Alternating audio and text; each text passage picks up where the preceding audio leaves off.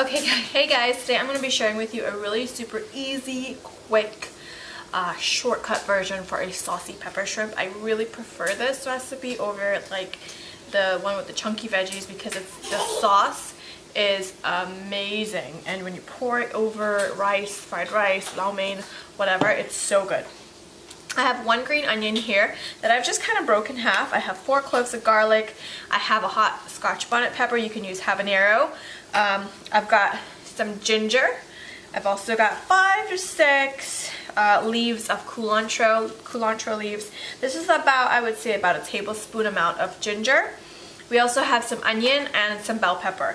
So what I'm going to do is I'm just going to roughly break up my culantro leaves. You can also use cilantro, and plop them into a little blender.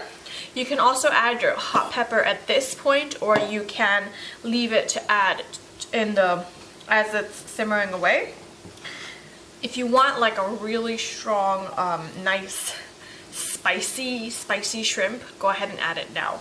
But because I'm serving little ones as well, I am going to add that in towards the end with mine. But if you're not worried about that, then go ahead and add it now.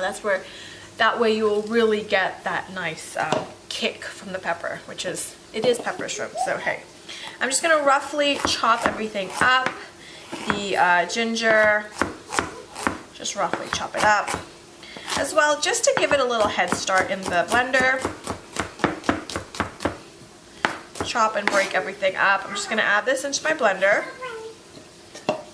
I'm going to use about half of this onion. I'm not going to use the whole onion. I'm just going to use about half. I'm going to give this also a light little chop just to help it along with the blender. Plop that right in. And this is not a traditional pepper shrimp. It is a shortcut version, and I really love it because it is fantastic. Now I have a really large bell pepper here. Even if you had a smaller bell pepper, we really don't want that much bell pepper. We want to have a little bit of it so we have that flavor. And I'm just going to go ahead and roughly chop this. This is about, I would say about 1/8 or so of this bell pepper. If you have a smaller one, just go ahead and just use just a little small handful of the green bell pepper. I'm going to add in about 2 tablespoons of ketchup. This is a ketchup sauced, like based pepper shrimp. So I know some people have different types. They have like dried more. They have more of a dried, seared pepper shrimp. This is more of a saucy with the ketchup-based sauce. I'm going to also add in 2 tablespoons of water just to help this blend. So I've got my 2 tablespoons of water. I have my vegetables and everything chopped up in here. I left my hot pepper out, but again, like I said, if you want that really strong flavor from the pepper, go ahead and add it in right now, because that way you get more of the flavor.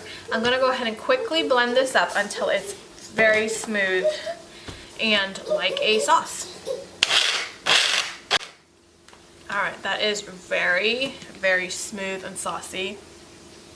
It smells amazing, and if it had that pepper in there, oh my goodness, it would smell so much better. Are you helping me? Eat! I don't think you want to eat that pepper right now. Eat? Shrimp? Eat. That. Now I have some shrimp here that have been washed, cleaned, and deveined, but this tail is still on them. Now if you want, you can use the shrimp with the whole shell on it, and that way you will also get a lot more flavor from it. So typically I would use the whole shell, but with children again, it's easier for them to have it with just a tail on, and you're still going to get the flavor with just a tail. So I'm just going to go ahead and add in my sauce. It may look like a mess and it may look kind of crazy, but it is just so good. I'm going to go ahead and season this with a generous amount of black pepper. Black pepper has such great flavor. I'm going in with about 1/8 of a teaspoon, very great flavor, as well as some salt. And a nice pinch of salt. I'm going to give this a mix.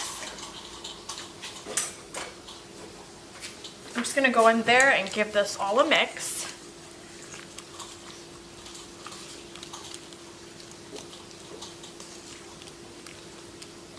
if you want to make this even easier in your sloth, you can do this the night before and pop this in the fridge, and you will just remove it the morning off that you're ready to cook it, and it will have marinated. It will have marinated. Yes, it will have marinated all night, so that way you get a really great flavor as well. But just 15-20 minutes will do. I'm just gonna let this sit here and marinate, and then we will move over to the stove and just put this together. So I have my pot here. My heat is on medium heat or so, and I have my shrimp that has been sitting and marinating. It's so super simple and easy. All I'm gonna do is just pour that in there. I mean, it doesn't get any easier than that, really. No sauteing anything or searing anything. It's just such a shortcut and easy, quick recipe, but it's so good. I'm just gonna give this a little stir. I'm gonna cover this up. The shrimp to start to cook, and it's gonna start to release its own juices, and it's gonna create even more of a delicious sauce for our pepper shrimp. So into the same bowl that I had the shrimp marinating in, I went ahead and added a half a cup of water, and I kind of just got all of that little seasoning that we made and kind of got it from the sides and into the water. And what we're going to do is we're going to go ahead and add in, I'm going to go ahead and add in about a quarter cup of ketchup to the water and just give that a mix.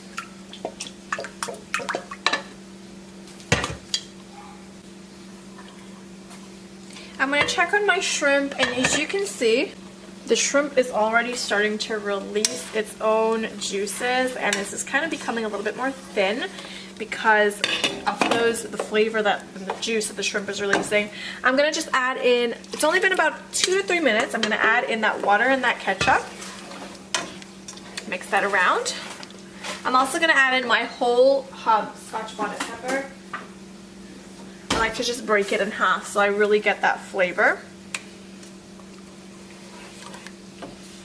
Kind of just really mix that in.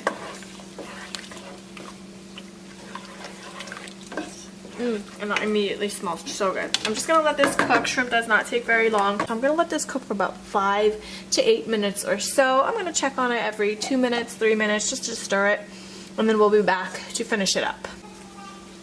Into a small bowl, I have 1 tablespoon of all-purpose flour, and to that I'm going to go ahead and add in about 1 tablespoon of water. I'm going to just mix that together.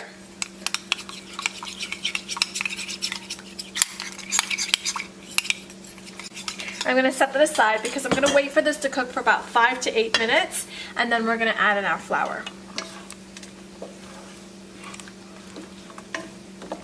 I'm going to just stir this every couple minutes or so. I'm going to come in and just stir. Okay, so it's been about 5 minutes and it's been boiling away. The flavor, that smell, oh my goodness, it's so good. So I'm going to go ahead and add in about a tablespoon. I'm going to add in 1 tablespoon of oyster sauce. I'm going to mix that in. And you see how it's gotten kind of liquidy. The shrimp has released all its amazing flavor.